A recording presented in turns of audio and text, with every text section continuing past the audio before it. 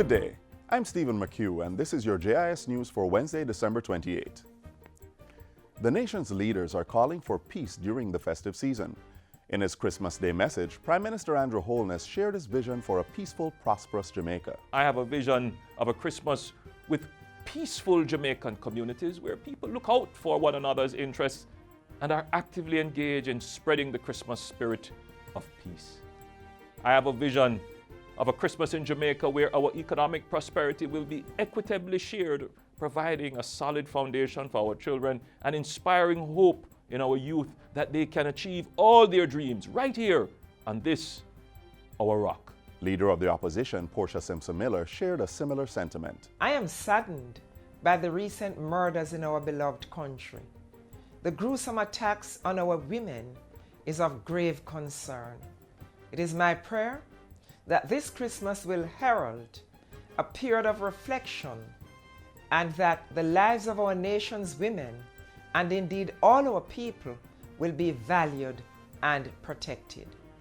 Let our children play and build their dreams free from fear and abuse. Governor General Sir Patrick Allen, meanwhile, encouraged Jamaicans to be good neighbors and demonstrate concern for each other's welfare.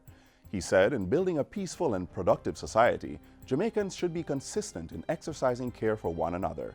The Governor General also made a special appeal for the community to instill values in the nation's children. Our future together will depend on how the nurturing of our children today impact the kind of society they shape for the rest of the population when they become the adults and in control of our nation.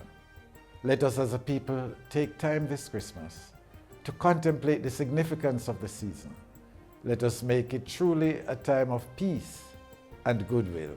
Local Government Minister Desmond McKenzie says several infirmaries across the island are to benefit from upgrades and improvements come 2017. He says the Spanish Town Infirmary in St. Catherine is to be renovated early in the year. New wards are to be built at the Manchester and Portland infirmaries at a cost of $135 million. The administrative offices at the Santa Cruz Infirmary in St. Elizabeth will also be improved. And Local Government Minister Desmond McKenzie says new features will be implemented for the infirmaries. We're going to be changing the names of the infirmaries. We're going to be doing a lot more to lift the social basket of that organization. Mr. McKenzie was addressing a recent staff function. He lauded the staff of the Ministry of Local Government and Community Development and all the agencies under the ministry's purview for their hard work during the year. The agencies include the Office of Disaster Preparedness and Emergency Management, the Social Development Commission, and the Jamaica Fire Brigade. I am really proud of the members of the Ministry of Local Government. I'm proud to be a part. I'm proud to be the person at this point in time that is leading the charge in the ministry, trying to make a difference.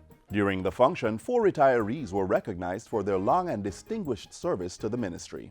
And finally, the Ministry of Health is to submit a public-private partnership policy to Cabinet in the new year. Health Minister Dr. Christopher Tufton, who made the announcement recently, says this is part of measures to improve efficiency within the public health sector. Which will see us looking at those functions within the public health system that rightfully should be done by someone else. Because not everything that we do, we are the best persons to do it. The minister says he's also looking to start a pilot project with family doctors to monitor patients with chronic illnesses who normally visit the outpatient clinics at hospitals. The truth is, we have some patients in the system that are monthly visitors to the clinics because they need to check the blood pressure, the diabetics, to make sure they're taking their medication. And that's it for JIS News Today. I'm Stephen McHugh. Thanks for watching.